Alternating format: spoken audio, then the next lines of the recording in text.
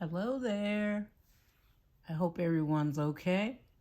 I'm going to talk about the pros and the cons of owning a home. This is my fourth home. The first home that I owned was a condo, 3 bedrooms, 3 bath condo, living room, dining room, kitchen, laundry room, upstairs, downstairs type condo with a garage. Didn't know what I was getting into, but I was fine. I got weathered the storm. But if I'd known some of the pros and cons when I went in, I probably wouldn't have went after the condo. I would have went after another house that was a house, not a condo. But that's all water washed under the bridge. And I learned as I've gone on. Now, you may say, I don't know anything about renting. Yes, I do. When I got to my third home and it sold quickly, so I had to find a place to rent, and I rented a house on the other side of town, which was like 25 miles from town from where I worked and 25 miles back home and whatever else I had to do. And so I do know about renting, and I enjoyed renting, but I also enjoy owning my home.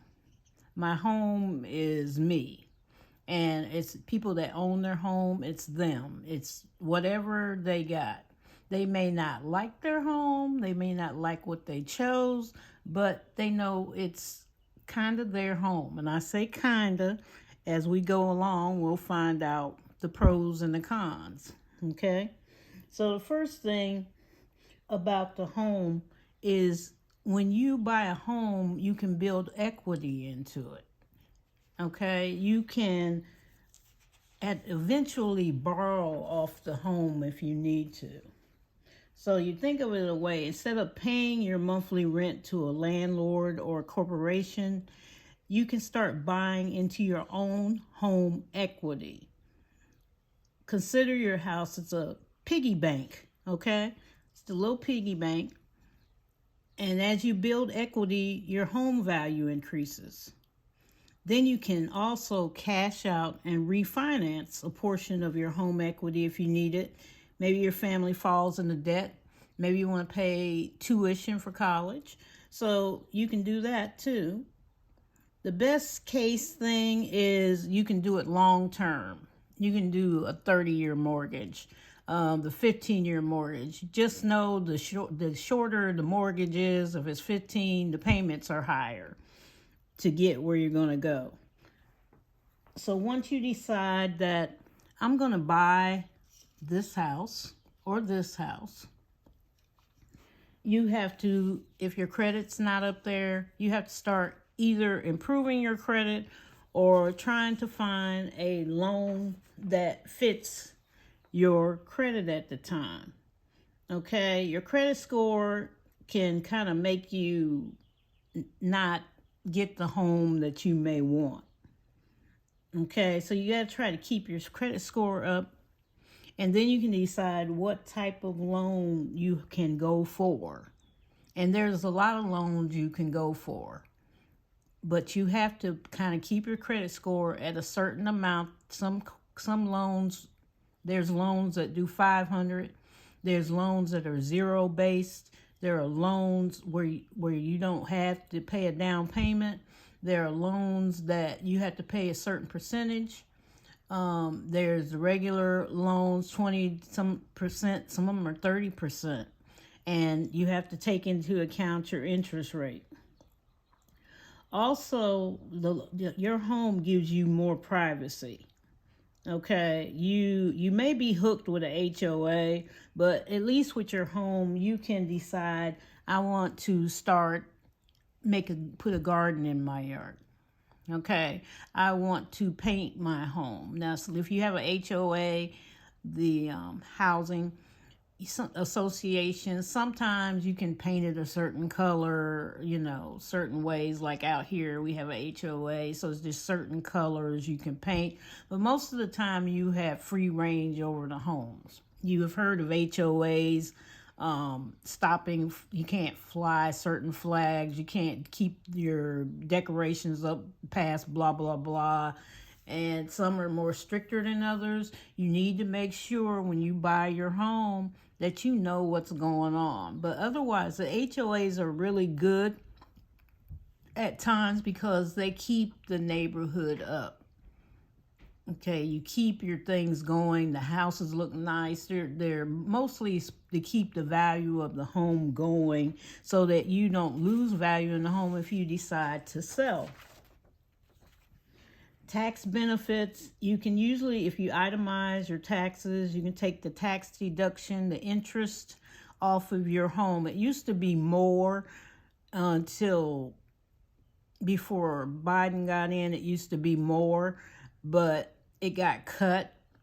And so there's not as much, there's a certain percentage of interest you can take off, but you can take it off. It's not a substantial amount. It's not going to change your life to get that deduction back, but you can take that off. You can't take it off if you're renting because it's not your house. The landlord is going to do that. Okay. Longer term stability. Have you noticed on maybe applications that you filled out, they ask you, do you own your home or do you rent your home? There's a reason, because they consider homeowners more stable than renters. They give renters a bad rap, and they think renters, you can leave. You can, the lease could be up, the rent could be up. You'd go, I'm gone, in a year. And so you're not as stable. So even on applications of things, they are still penalizing the renters. So homeowners have a stability. Oh, you own your home, so you're more stable. You're in that group that's going to be there at least over a year, maybe 2 to 3 to 5 years, at least. Okay, you're not going to walk off and leave them hanging. So the being in a home, it's fine. It's great. It's your home. Everything's okay. Now, the cons of it is probably the maintenance and the upkeep. You have to stay on it, especially if you're in an HOA. Now, I'm not knocking HOAs because they can shoot up a home value. My home value has went from low end to high end to where I never dreamed it would be. And yes, we're having housing surges and going on, but it's up, it's gone. So, but at least you have somebody there, and the maintenance and repairs, they can get you if you don't stay on it. If you own like $100,000 home, I would start socking away once you get it at least $100 a month just on maintenance. You don't know when something blows. It's a house. It's not Superman. It's going to sit here forever and be okay. Things happen. And if you don't have, and even keep that, I also have like HomeServe, and I think there's another one, but I had the other ones before and they didn't quite do as well. HomeServe work for me, and they do maintenance. If something blows, there's a waiting period, but if something blows, they can fix it. You sign up for different things that you need, like the electrical outside. Those are the cons of it. Like I had the electrical problem. The cons were electrical problem, electrical lines. The utility companies, they're yours even though they have to fix them. Even though they put them in, they're your lines, and you have to pay for that if they had to dig it up and fix it. If you don't have some type of insurance or something on their end backfires, which it was them, it was AT&T, but did it. My electrical line got cut. But if I didn't, I would have to go to HomeServe, and they would have paid for them fixing that line, that gas line, that electrical line. So I would highly say get the HomeServe or some type of package. and don't skimp on it. Get everything that you think that you don't want to pay for. They got appliances, utilities, just everything on there. But those are the cons. It's maintenance. It's maintenance outside. The painting. My house is half wood, half brick. Okay, so if the brick gets damaged, you got to get it fixed. And so that means you have to have some type of homeowner's insurance, especially if it gets too high. Now, I go for no deductible because it drives me crazy that I have this big deductible to pay. And on top of, they'll go on and pay it, they'll issue the check to the company, and the company will come back and say, okay, about the rest of it, that's on you. So I don't want to be bothered with it. So I tell my insurance company, you're taking care of the whole thing. The same way with my cars. You're taking care of the whole thing. I'm paying. I want no deductible. You don't have to do it that way. It's just my little mind doesn't want to deal with all that when I'm doing something else with my money. That's not it. Okay. So, but make sure you have maintenance on things on the outside, insurance, homeowners insurance, and you have to shop around for insurance and be careful of the insurance companies because some people do things and the insurance companies will, my neighbor had to have their roof fixed and their insurance company, which I knew was crazy anyway, I'd had them about 3 months and dropped them, and they wouldn't fix their roof. They had a hole in the roof. Oh, it's okay. It's not that big. You can fix it yourself. That was it. They turned her down. And water's coming in her house. But my insurance company, I called. They said, we'll be out. They were out in about 30 minutes. Stood there, surveyed, looked at it, and said, okay. And it was just a little section. It was from wind damage. And the whole neighborhood got hit by wind damage, and they said, oh, okay, we'll just replace the whole roof. Just forget it. We're replacing the whole roof. We're not patching this house, okay? And they just redid the whole roof. I didn't have any problem, and people just came out and looked at it and went on about their business. I didn't have to pay the deductible, just went on about my business.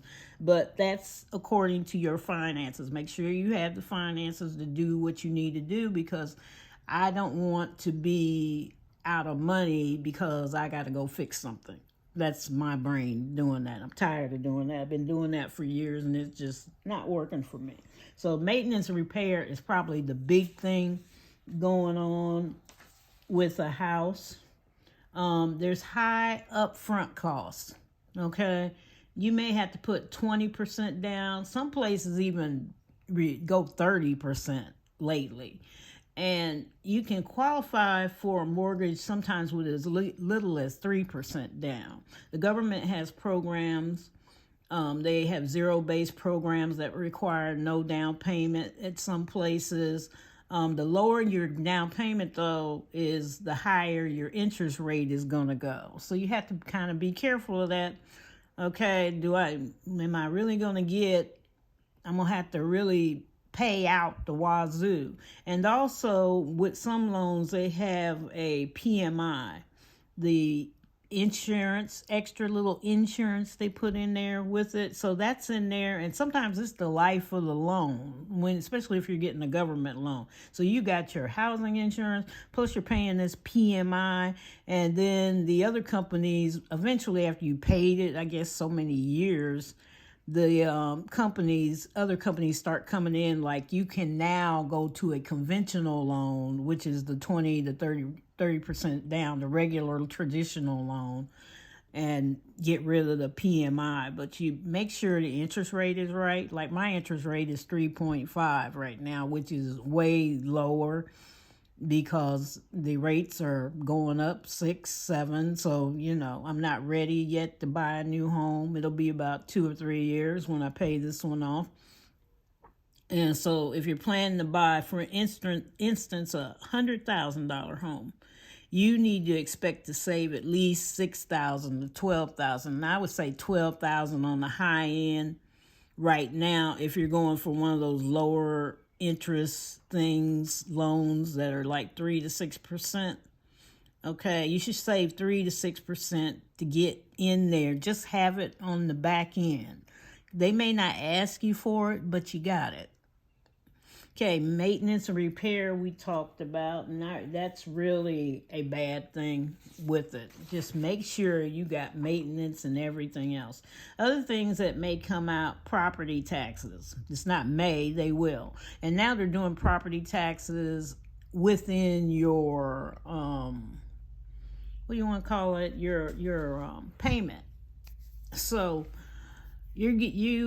my property taxes are in my payment. Before, they never were. I paid my property taxes separate. I paid my insurance separate. I paid them both once a year, and then I was done with that. And then I would pay my house payment. At what my other house was 332, and I was fine with that a month. And then when I bought this home, all of a sudden they just threw everything together. We'll pay it, because things happen. I know some people that refuse to pay their property tax. And the city came and got their home. And to keep that from happening, the company that owns your home, they own it technically. You may own your home, but they own it technically. They don't want that house. They want the money. They really don't want that house. They will kind of work deals and everything else. They don't want that house. And so, but people that I know, they wouldn't pay their property tax. And sometimes it was just like, they were living in these homes. It was like one time one was $150. They had paid part of it or most of it, and then they owed for $150 for about 2 or 3 years, and the city came and got it and auctioned the house off for $150. The house was worth over $200,000, but they didn't want to pay the property tax. They're fooling around with it, whatever they were doing, and they lost their home, and the city auctioned it for $150. Nice home gone. Okay. When you also are in your home, you are paying your utilities. There's no landlord. Okay. There's nobody above you. There's only the mortgage company above you. That's who you got to worry about. You need to make sure your payments are on time. Like my mom used to tell me, she said, pay your house first before you pay anything else. That's your first bill that goes out. Okay, you may be late on one, and if it gets on your credit, and believe me, they will put it on your credit, because companies are looking at that. If you can't pay for your house and where you live, then you don't need anything else. You don't need, you can't, if you're late, you're not going to get the equity out your home. You're stuck. They're not going to do it. They'll sit there and no. You were late. Why are you late? Then they even put on the applications, were you ever late on your home in the last 12 months, 6 months, whatever. Okay, they want to know if you're late, why take out another loan on your home or try to get the equity on your home, and then now you got a house payment and the equity payment, and you may not make that. And the smaller loans, you got to be careful with those anyway. Like if you get a HELOC home or HELOC loan, which is off of your equity, which a lot of people do, they get it and they pay off their home, but the HELOC has variable interest rates. So the interest rate may go up or down. And you look at this HELOC loan, if you don't hurry up and pay it off, you may be in more financial trouble than you were if you just left it alone and just went on and paid your house off normally. But they're good if you can hurry up and pay it off and get it finished. But a lot of people, the home's paid off, but you got this HELOC home that's hooked to your equity, and you may not have the money. And if you having financial problems, or in the back of your mind that something could blow, leave the HELOC alone for a minute. And I'll talk about that in another video. They sound so good if you can. If you can't, don't mess with them. And also equity loans, any smaller loan, like if you got your house payment and you got an equity loan, any smaller loan, if you decide, I'm not going to pay that for the next 3 months or something. Usually 3 months is the trigger. It's like 1, 2, 3. The second month, they send you little papers about you're behind. But you hit that 3-month mark, and they actually go to the next month and tell you you're 4 months behind. You haven't even got to the 4th month yet. That's the trigger. But a smaller loan can cause a foreclosure on your whole house. It can knock out that big loan. If you get loans from somewhere and they're hooked to your house, they can actually force you to lose your house. So be careful of anything that's hooked to your house. I have no loans on my house. I've seen people lose their house. I heard the horror stories. They've lost their house because they got in this loan they didn't pay for, and it forced the house to go into foreclosure, and they lost it over a small payment. So be careful what you sign and what you're doing while you're there, because you could be in massive trouble. Don't hook anything to your house. Don't hook the car to your house. Nothing. There's nothing that big for you to lose your home. Okay? So those are the pros and cons. Not trying to scare you. I love owning my house. I love being able to do what I want to do in the house. Also, I always keep in mind that when it's not paid for, it's totally not my house. I have to make sure the payments are up on time and there, and I want to keep the good credit going. I don't want them sending little messages to the credit bureau, which are their friends anyway. So, no, not happening. So anyway, I want you to take care and be careful, and I'll come on eventually more about owning a home. Have a good day. Like and subscribe. Love you all. Bye-bye.